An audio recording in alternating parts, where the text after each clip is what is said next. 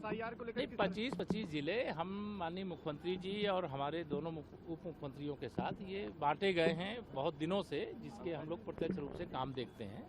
तो यह जो जिम्मेदारी क्या है कि एसआईआर माने अगर हम राजनीति करते हैं और देश और प्रदेश की सबसे बड़ी पार्टी हैं और सबसे बड़ी पार्टी के नाते जब चुनाव आयोग के द्वारा मतदाता सूची के शुद्धिकरण का अभियान चल रहा है तो कोई मतदाता सूची शुद्धिकरण अभियान से वंचित न रह जाए, इसके लिए अलग अलग जिलों की बैठकें लेने के लिए कहा गया है और हम लोग उसी के क्रम में प्रयागराज से शुरुआत कर रहे हैं। ममता बनर्जी का कहना है कि एसआईआर तुरंत बंद होना चाहिए क्योंकि उससे कई बीएलओ ने सुसाइड कर लिया, कई गायब हो गए। नहीं, मैं सारे बीएलओ भाई बहनों को यही कहूँगा कि न तो ममता बनर्जी जी के चक्कर में पड़े, ना अखिलेश यादव के चक्कर में पड़े, ना राहुल गांधी जी के चक्कर में पड़े और ना जो एसआईआर का विरोध कर रहे हैं उनके चक्कर में पड़े।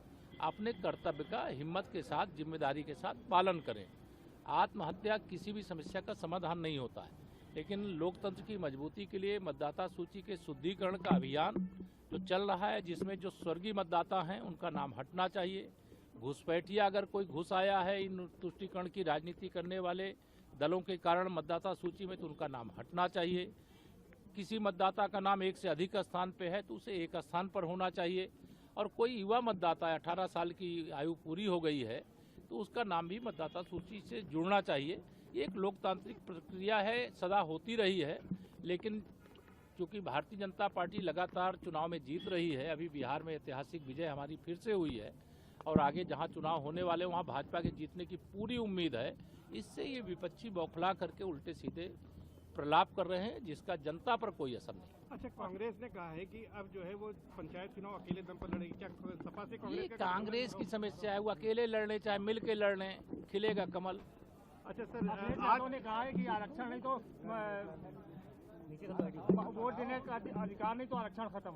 ये श्री अखिलेश यादव जी जिस दिन जब से बिहार घूम के आए हैं ना, उनको कुछ अस्वस्थता हो गई है, उनका मानसिक संतुलन बिगड़ गया है। वो 2027 में सत्ता के निकट अपने को देख रहे थे, लेकिन अब 2047 तक संभावना समाप्त हो गई है तो अनर्गल प्रलाप करते रहते हैं।